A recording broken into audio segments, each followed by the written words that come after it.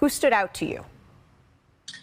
The one I think is least talked about is Jaden McDaniels. Once his offense is unlocked, you're looking at somebody who's so fluid. 6'9", who can handle the ball, make plays, very smooth when he plays, doesn't disrupt the offense with how he plays. So he's someone who I think is the one that doesn't get talked about enough, but he's going to be a great, great player for years to come.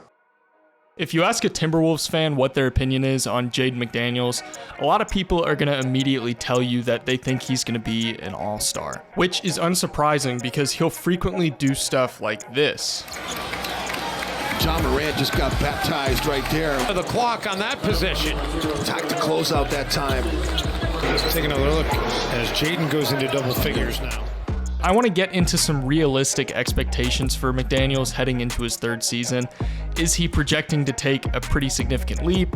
What does the Rudy Gobert trade mean for his touches and the number of shots that he's getting per game? I want to take an objective look at what could be some reasonable expectations for him as he heads into his age 22 season, and if he really is a guy that's poised for a breakout year.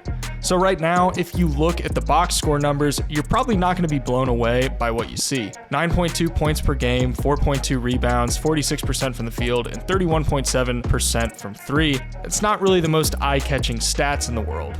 This was in roughly 25 minutes per game during the 2021-22 season, so let's blow those numbers up to per 75 possession stats and see what we're working with. In per 75 possessions, his numbers come out to 12.8 points, 5.8 rebounds, 1 steal, and 1 block per game. These numbers look a lot better on paper, and they kind of give us a glimpse into what his production might look like on a heavier load on both offense and defense. Now, one thing to address right off the bat is his perimeter shooting this past season. For a guy that operates primarily as a quote-unquote 3-and-D wing, 31% is pretty rough. But if you take a look back at his 2020-21 efficiency, he was shooting at a clip of 36.5% from three. This could be a case of a sophomore slump, so I'm not going to put too much stock in this three-point shooting yet. One key indicator here is that his free throw shooting improved from 60% his rookie season to 80% this past season. Free throw shooting is something that's typically a good indicator for perimeter shooting success, so I'm fairly confident that he's going to get back to his rookie year efficiency at some point fairly soon. But what's really enticing to me about McDaniels is some of the creative liberty that he's started to take when he has the ball. McDaniels is a really crafty and skilled finisher, possessing impressive footwork when attacking off of closeouts and finishing at the rim. We can see his ability to step through traffic on closeouts here. He's going to take Patrick Williams off the dribble, and Williams is going to overcommit to the left side, allowing McDaniels to just subtly let him pass. He then uses his left foot to almost fall backwards a bit, and then he steps through with his right foot narrowly between Williams and 𝙖𝙗𝙤𝙪 before shifting to his right hand for a really nice soft finish off of the glass. Here he gets it in the corner and he's going to attack the baseline. Realizing that the baseline drive gets cut off, he crosses backwards, causing his defender to stumble, and it allows him to get into a wide open dunk.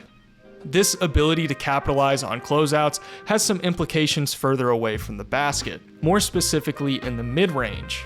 On more than a handful of occasions this year, Jaden McDaniels was pulling up in the mid-range on drives derived from catches on the perimeter. During the 2021-22 NBA season, Jaden McDaniels shot 44% from the mid-range on 118 total mid-range attempts, according to Cleaning the Glass, which is 2% better than league average from mid-range. Now, that's a relatively small sample size, yeah, but it's one of those things where if he can expand on it, it's going to result in his scoring taking a pretty significant leap. One thing that I really love about his mid-range game is that he doesn't really have to stop and think about it. Once he gets into space and once he gets to his spots, he knows that he's just going to go ahead and pull it. There's not much thought process that you can see going on. Once he gets to the space, he's putting up the shot. Right now, his shots are coming primarily in the paint and from three-point range.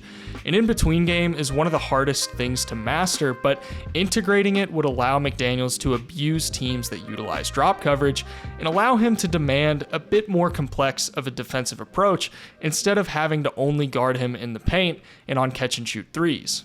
I really love his aggressiveness going downhill here, crossing to his right hand to force Melo to backpedal, and then snatching it back and stopping on a dime to pull up after generating some space. Here he recognizes that Mikal is defending more in anticipation of the drive, which leaves him a pretty significant amount of space to just go ahead and pull the shot for the bucket. One thing that drives me nuts is when you can tell that a guy is surprised by the amount of space that he has, and it causes him to hesitate, and then he ends up whiffing the shot. Jaden McDaniels doesn't do that. On this play, he leverages the threat of his drive to get his defender going towards the baseline before crossing to his left hand to get into a nice rhythm jumper. The overarching theme with this aspect of his game is comfort. McDaniels is starting to recognize what he's really capable of as a ball handler, and he can afford to be a bit more creative as a shot creator. He's earned that leeway, and it's really starting to pay off. It seems like Chris Finch is pretty high on him too, and views him as a more prevalent part of the team's approach on offense, having this to say about Jaden McDaniels' offseason. We need Jaden McDaniels to have the best summer of his life, take a big step forward, have a breakout year.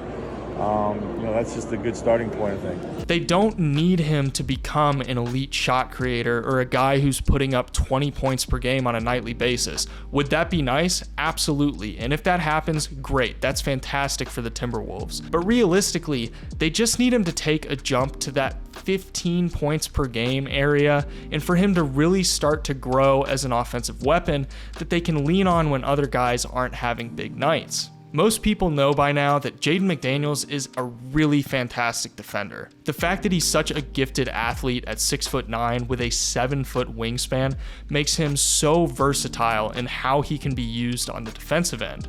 If the Timberwolves don't want to go the way of the Utah Jazz by relying entirely on Gobert to be your defense while giving up tons of perimeter opportunities, Jaden McDaniels is going to have to continue to be a force of nature as a perimeter defender. He's already such a good interior defender at the power forward position. He's so good that teams shoot 7.6% worse at the rim versus their expected field goal percentage at the rim with him on the floor, according to Basketball Index. One thing that he does that I want to point out is how he rarely bites on pump fakes around the basket. He's a very disciplined defender. Here, he defends the drive perfectly, staying in front of his matchup and not allowing any good angles and keeping his arms raised at all times. Then when Tyler Hero goes up for the shot, McDaniels doesn't even need to jump because that 7-foot wingspan allows him to just reach up and block it.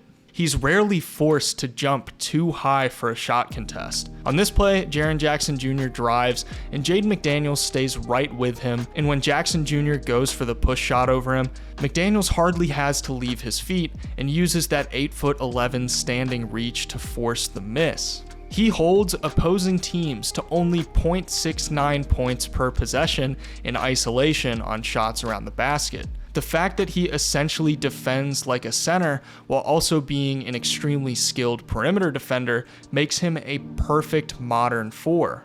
Imagine him funneling guys into the paint, only for them to have to deal with both him and Gobert once they get inside. They're going to hold down the interior so well, and McDaniels isn't going to allow anything easy on the perimeter.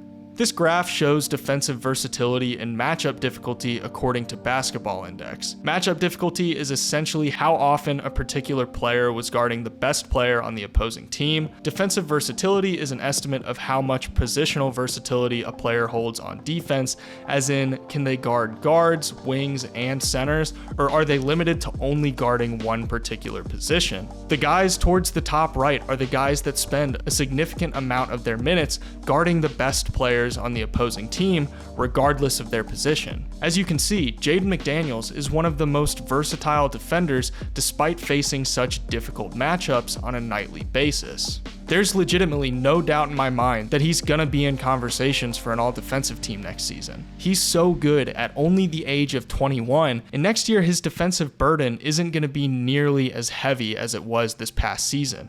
Now, what's a realistic gauge for what he's going to be doing next season? Do I think he's going to take an all-star leap? Realistically, probably not. That'd be a pretty amazing jump for him to take, but I do see his scoring elevating a pretty significant amount, probably to that 15 to 16 points per game realm.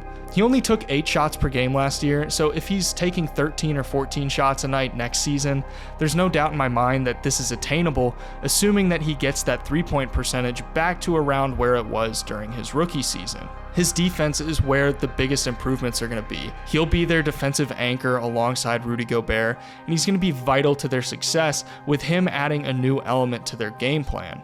He may not be making an all-star leap, but 3 or 4 years from now, I think that's entirely possible that he's going to develop enough to reach that point. He's only going to be 22 years old during this next season, and his potential is truly among some of the best in the entire NBA.